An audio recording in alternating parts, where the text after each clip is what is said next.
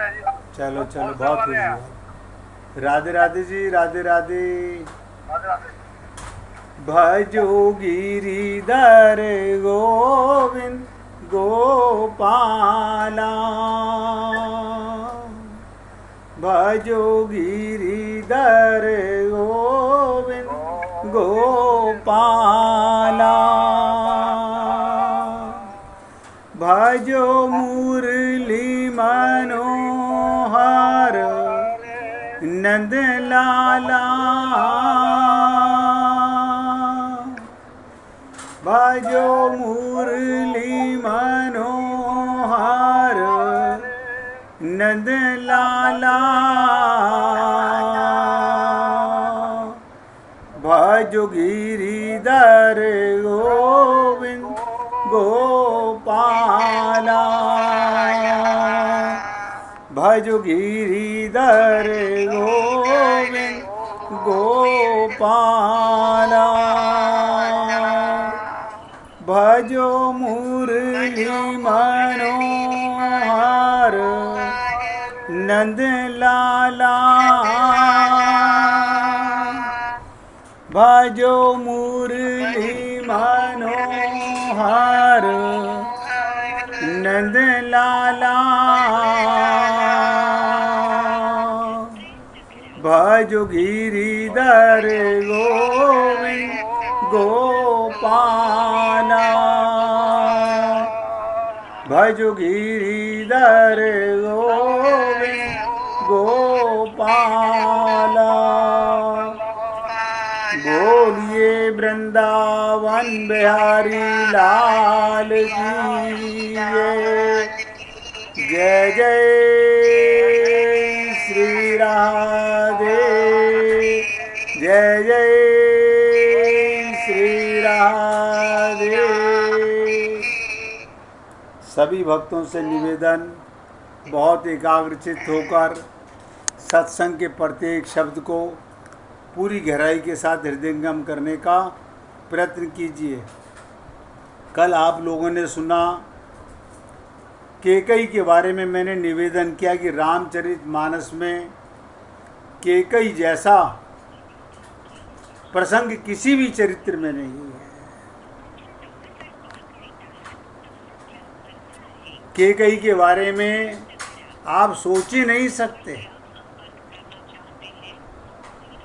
ये भी निवेदन किया गया, देखो सारा अयोध्यावासी उसकी बुराई कर रहे हैं और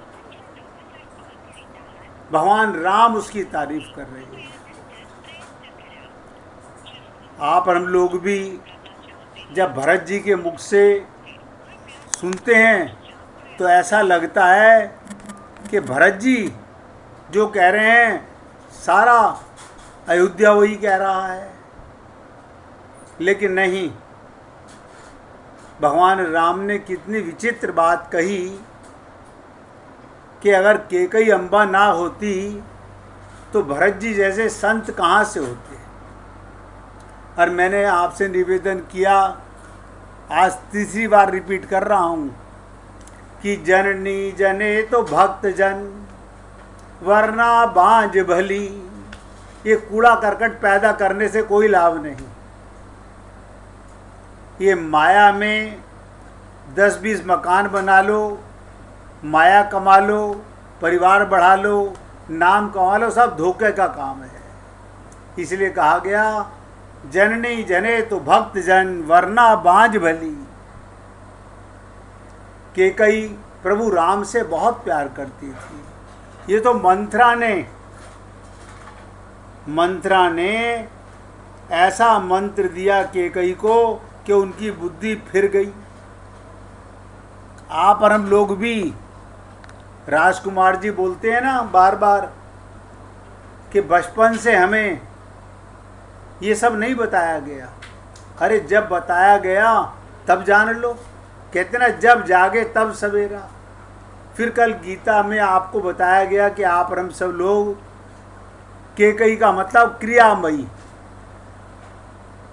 बहुत से लोग कर्म की बातें करते हैं। भगवान श्री कृष्ण ने भी गीता में कर्म योग, ज्ञान योग और भक्ति योग पर जोर दिया, लेकिन कोई नहीं जानता कर्म योग क्या है। हर व्यक्ति अंधा बाटे रेवड़ी, फिर अपने को दे, ये कर्म है, दुष्कर्म है। प्रत्येक कर्म जब तक भगवान के निमित्त नहीं होगा, आप सत्कर्म नहीं कर सकते। और मैंने कहा कि कर्म पर गीता में भगवान ने सबसे ज़्यादा श्लोक दिए। अर्जुन को कर्म की दिशा में प्रेरित करते हैं कि कर्म करो, कर्म करो, कर्म करो, लेकिन कर्ता मत बनो। ये बड़ी विचित्र चीज़ है। आप हम लोग मैं ये करता हूँ, मैं ये करता हूँ, क्योंकि पता नहीं ना अपना कि मैं कौन हूँ, तो अपने को कर्ता मानते हो। और संत महात्मा गाते हैं, करते हो तुम कन्हैया, मेरा नाम हो रहा है। आप बताइए, आपको लगता है कि मैं करता हूँ, तो सांस आप लेते हो कि भगवान देता है? आप करता हो नहीं, सांस कभी लेना छोड़ना मत, कभी मरोगे ही नहीं। आप तो करता हो, आप सांस लेते रहिएगा। किसी ने पूछा हम मरना नहीं चाहते, हमने कहा बहुत सुंदर उपाय है, कभी नहीं मरोगे, लिख लो। तुम कहते हो मैं कर्म करता हूँ, सांस लेना बंद मत करना। हम तो ऐसे मूर्ख हो गए, ये भी नहीं जानते रात्रि को ये शरीर मुर्दे की तरह पड़ा रहता है। ना इसे पता होता ये स्त्री का शरीर है या पुरुष का शरीर है, ब्राह्मण का शरीर है, क्षत्रिय का शरीर है, वैश्य का शरीर है या शूद्र का शरीर है। बूढ़ा है कि जवान है ये भी नहीं पता होता, रोगी है कि निरोगी है। कोई प्रेसिडेंट, कोई प्रधानमंत्री सोते हुए नहीं जानता कि मैं प्रधानमंत्री हूं। उस समय सांस कौन ले रहा होता है? आप ले रहे होते हो। सोचो, अगर सांस आप ले रहे हो तो आप सो कैसे गए? तो भगवान प्रेरणा देते हैं अर्जुन के माध्यम से, हम सबको, अर्जुन को नहीं, हमको प्रेरणा दे रहे हैं। इसका अभिप्राय ये, संसार में जो सभी लोग कर्म कर रहे हैं, नोट करो ध्यान से और जरा पकड़ने का प्रयत्न कीजिएगा। जो संसार में लोग कर्म कर रहे हैं वो बिल्कुल हमें लगता है ठीक कर रहे हैं। अपने बच्चों को पालना पाप है, अपनी दुकान चलाना पाप है, अपना मकान बनाना पाप है। पाप तो नहीं है, लेकिन एक पाप है। क्या पाप है? अपनेपन का पाप है। आप हम लोग जो भी कुछ करते हैं किसके नाते करते हैं? आत्मा मान के तो करते नहीं, शरीर के नाते से। और शरीर मरण धर्मा है, शरीर जड़ है। आप सोच के देखो, आत्मा का ज्ञान नहीं, शरीर को मैं मानकर जो भी कर्म कर रहे हो वो सब पाप हो रहा है। तो भगवान गीता में अर्जुन के माध्यम से बता रहे हैं, अर्जुन को उपदेश देते हुए उन्होंने विराट रूप का दर्शन कराते हैं। और कल मैंने आपसे निवेदन किया था, इसका तात्पर्य ये, प्रारंभ में जब अर्जुन ने युद्ध क्षेत्र में गुरुजनों को देखा, उनके में ममता उत्पन्न हो गई। किसी संत महात्मा से पूछ के देखो कर्म माने क्या। पैदा होते ही आपका युद्ध शुरू हो गया। हर कर्म युद्ध है और आपके रथ पर भगवान श्री कृष्ण बैठे हुए हैं।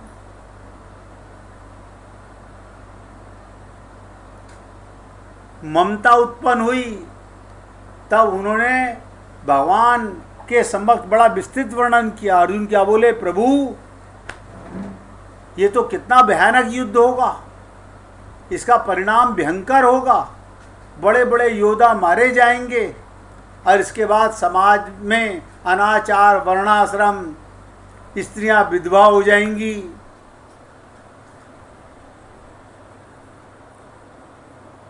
पितृगण अपने लोग से पतित हो जाएंगे। इससे क्या होगा, ना वर्तमान ना भविष्य, युद्ध की भीषण आग में सब भस्म हो जाएगा। अर्जुन ने ऐसा चित्रण खींचा जैसे आप और हम लोग मंदिर में जाकर भगवान के सामने, मैं कई बार सोचता हूँ कि मंदिर में लाखों करोड़ों लोग जाते हैं, क्या मांगने जाते हैं? शरीर का और परिवार का सुख मांगने के लिए।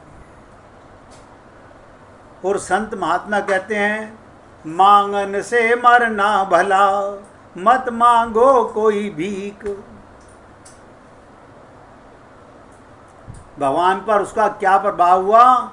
भगवान ने उसका उत्तर ही नहीं दिया अर्जुन की इस बात का। गीता में बाकी सब, लेकिन भगवान ने अर्जुन की इस बात का उत्तर नहीं दिया। लेकिन कैसा भयानक चित्रण खींच रहे हैं। वो ये नहीं कहते जैसा वो सोच रहे हैं वैसा नहीं होगा, तो क्या कहते हैं, इस विषय में उन्होंने कुछ कहा ही नहीं, भगवान बोले ही नहीं। अब बताओ, आप और हम लोग मंदिर जाते हैं, मैंने कल भी कहा था, भगवान मुस्कुराते रहते हैं अंदर ही अंदर। भगवान क्या सोचते हैं कि देखो मंगते लाइन लगाकर खड़े हुए हैं। यानी मंदिर जाते हो तो भगवान को धन्यवाद देने जाओ कि हे प्रभु, मुझे मनुष्य शरीर मिल गया और मुझे पता चल गया कि मैं आपका पुत्र हूं। और आप और हम लोग ये शरीर के पुत्र, शरीर की पुत्री, शरीर का पति, शरीर की पत्नी, मतलब शरीर मरने वाला, इसका बाप भी मरने वाला, माँ भी मरने वाली। ये हमारा कल्याण होने वाला है। भगवान पर अर्जुन की इस चिंता की व्याकुलता का प्रभाव पड़ा ही नहीं। अर्जुन ने इतनी बढ़िया बात कही, भगवान बल्कि अर्जुन की मूर्खता को सुन के हंसे। और ध्यान दीजिएगा, बहुत से लोग मंदिरों में जाते हैं, भगवान से कहते हैं प्रभु बस देख लेना बेटी की शादी है, आपको ही संभालना है सब कुछ। तो भगवान को जताना पड़ता है, भगवान को बताना पड़ता है। हम भगवान को जता रहे हैं। भगवान को हंसी आ गई। भगवान की हंसी भी उनका व्यंग भरा उत्तर, ये सोचकर हंसी आई, ये संसार मेरा।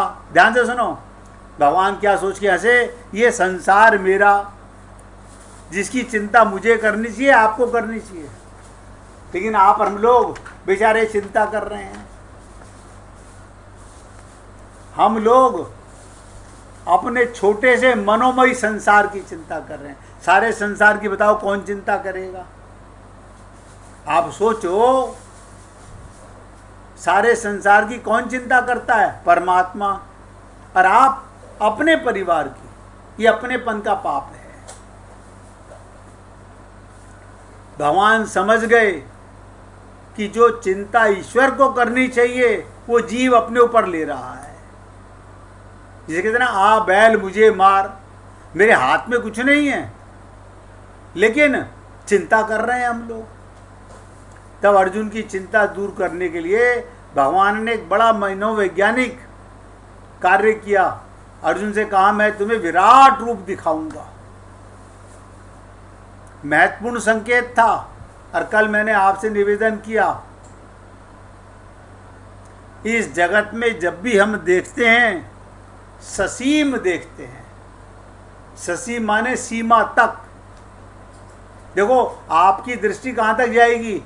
यहाँ से उस मकान तक, उसके पार नहीं जाती ना ना।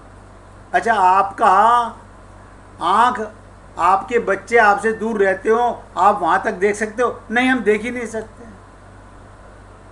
और भगवान की असीम है। भगवान सब कुछ देख लेते हैं, हर जगह देख लेते हैं।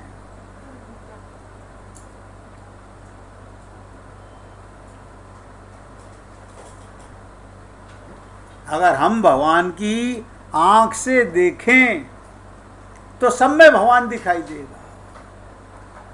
तो कल मैंने आपसे निवेदन किया था, जिस पे मीना जी ने बहुत सुंदर जवाब दिया, अच्छा लगा, कि जीव की समस्या, हम लोगों की समस्या यही है, हम ससीम की दृष्टि से देख रहे हैं, अपना परिवार देख रहे हैं।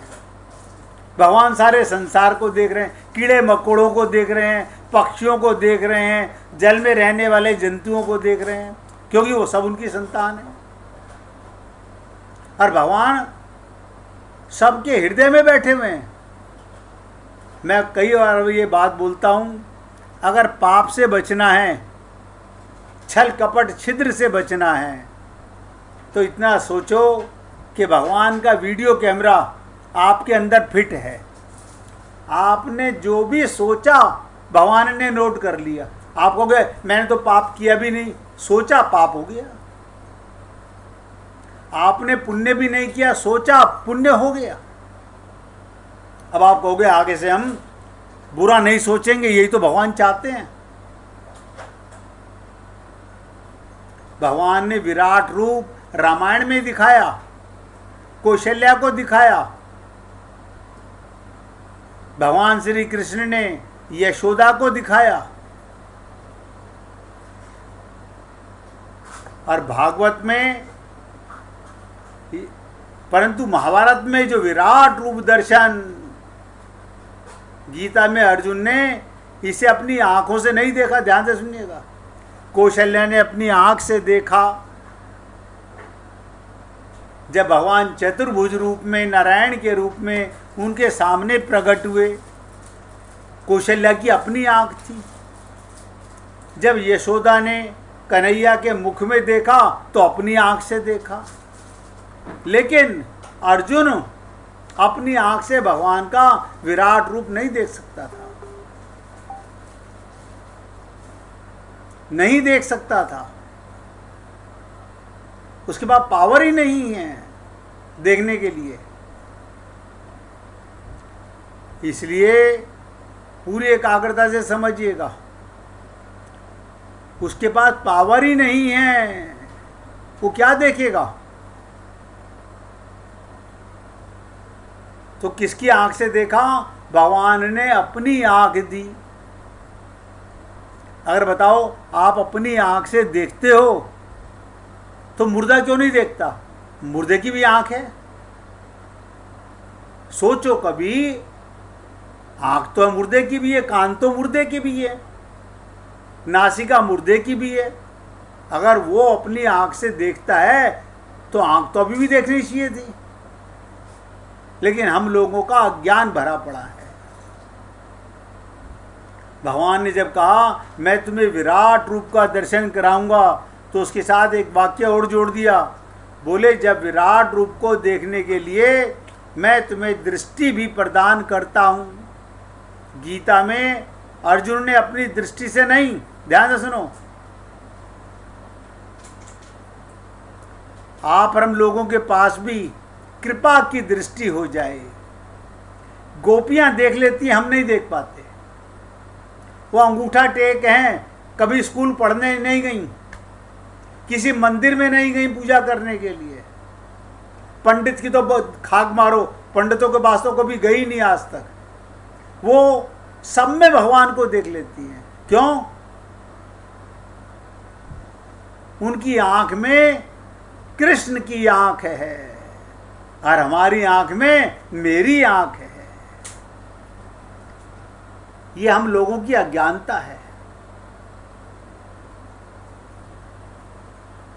तो भगवान गीता में अर्जुन को अपनी दृष्टि से नहीं, बल्कि भगवान द्वारा दी हुई दृष्टि से उसने देखा।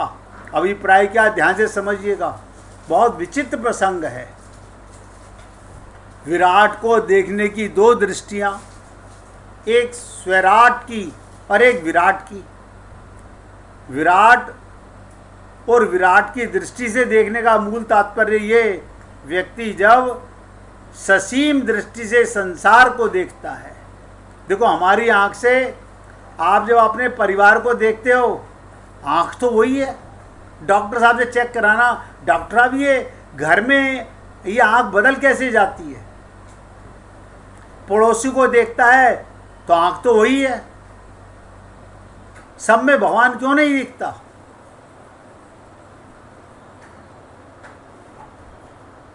तो कहने का तात्पर्य, व्यक्ति जब सीमा सहित संसार को देखता है तब उसे आशंका होती है। भगवान अर्जुन से कहते हैं, मैं तुम्हें जो दे रहा हूं उस दृष्टि से इसे देखो। उस दृष्टि से जब अर्जुन ने देखा तो उसे बड़ा विचित्र दृश्य दिखाई दिया। क्या दिखाई दिया? विराट की दृष्टि से उन्होंने देखा सारे योद्धा मरे पड़े हैं। भीष्म पितामह, द्रोणाचार्य,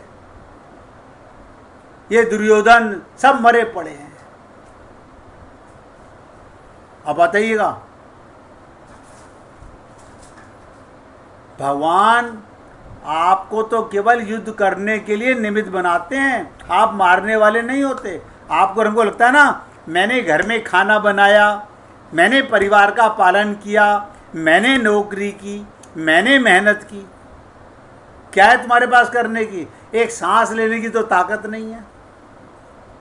एक सांस तुम अपनी इच्छा से नहीं ले सकते। विराट की दृष्टि से उन्होंने देखा सारे योद्धा मरे पड़े हैं। अर्जुन ये देखकर पहले तो घबरा गए, परंतु बाद में सोचा, चलो मैं तो लड़ाई से बचा। एक एक शब्द ध्यान देना। जब अर्जुन ने देखा भगवान की दिव्य दृष्टि से कि सारे योद्धा मरे हुए हैं तो वो निश्चिंत हो गया। अच्छा हुआ सारे योद्धा मारे गए, मैं इनको मारने के पाप से बच गया। क्या बोला? मैं इनको मारने के पाप से बच गया और युद्ध भी समाप्त हो गया। जिज्ञासापूर्ण दृष्टि से भगवान की ओर देखा। ध्यान से सुनो, जिज्ञासा रूप दृष्टि से भगवान की ओर देखा, मानो वो कहना चाहते हैं कि प्रभु आपने अत्यंत कृपा पूर्वक दिखा दिया कि भीष्म, द्रोण, कर्ण सब मारे गए। अब तो आप मुझे युद्ध करने का आदेश नहीं देंगे ना। अब देखो ये कमाल की चीज है, यहीं पर पकड़ने की बात है।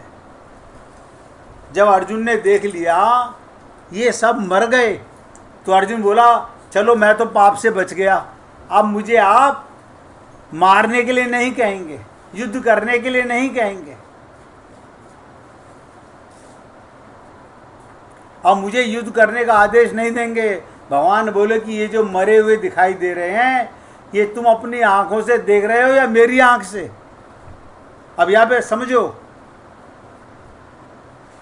भगवान ने कहा ये जो तुम देख रहे हो इनको मरा हुआ अपनी आंख से देख रहे हो या मेरी आंख से? उसका व्यवहारिक समाधान खोजने की चेष्टा कर रहा है, वो तो स्वयं ही एक समस्या है, इससे भला समाधान कैसे होगा?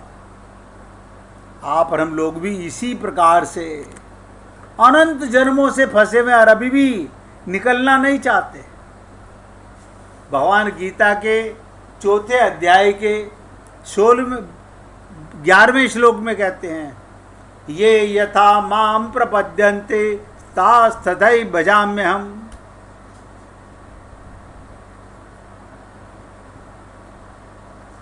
श्री कृष्ण अर्जुन को समझाते हैं, जो भक्त जिस भाव से मेरी शरण लेता है अर्थात स्मरण करता है, मैं उन्हें उसी प्रकार आश्रय देता हूँ।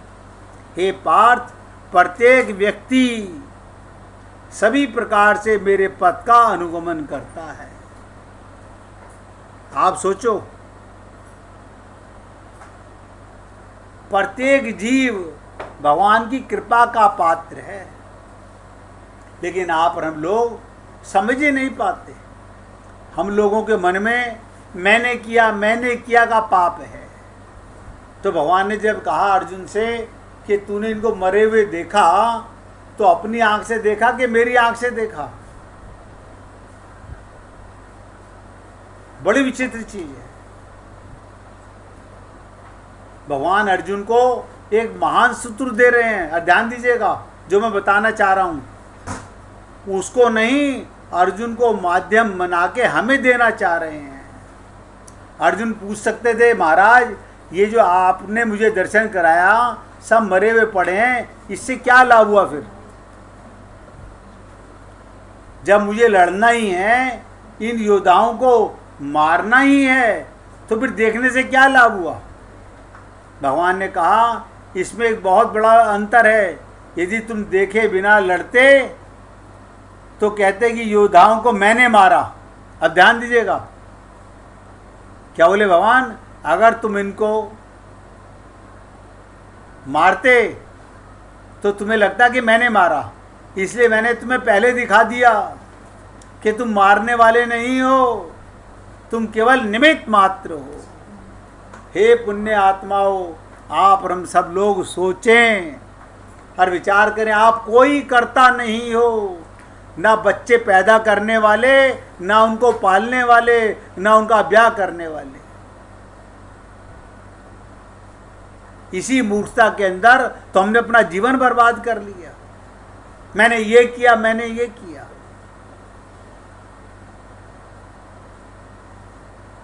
तो भगवान कहते हैं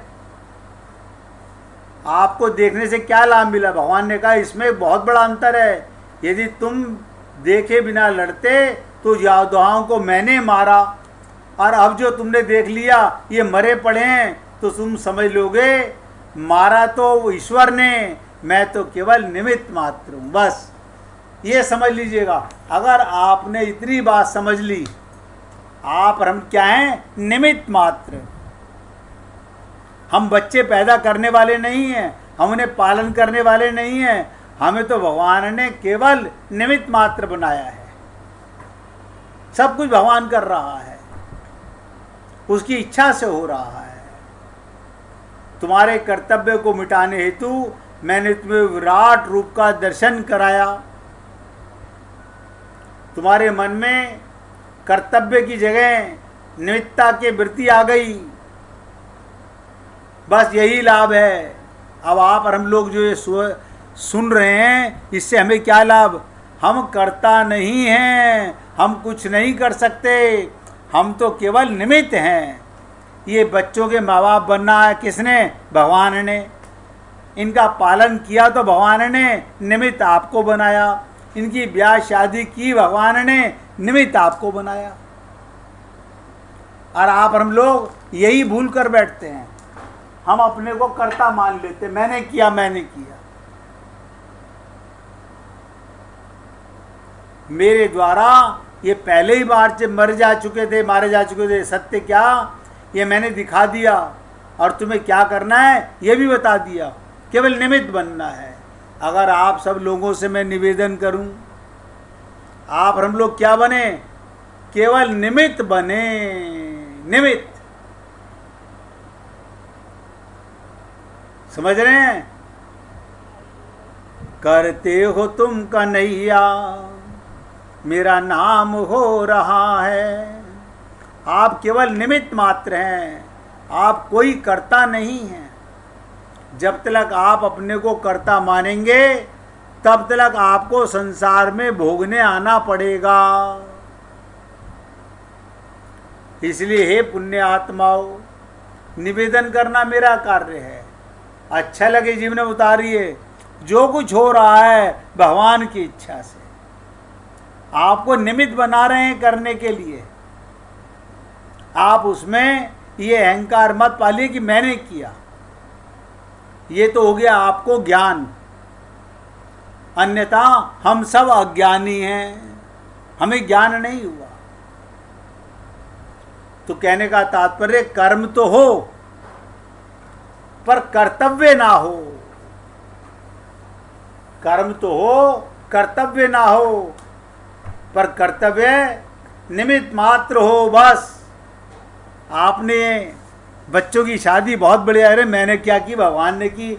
मेरा तो खाली बहाना बनाना है, भगवान ने बना दिया, मैं करने वाला कौन? इसलिए हे पुण्य आत्माओं, 1 मिनट भगवान का कीर्तन करेंगे। उसके बाद आगे बढ़ेंगे। मेरे गे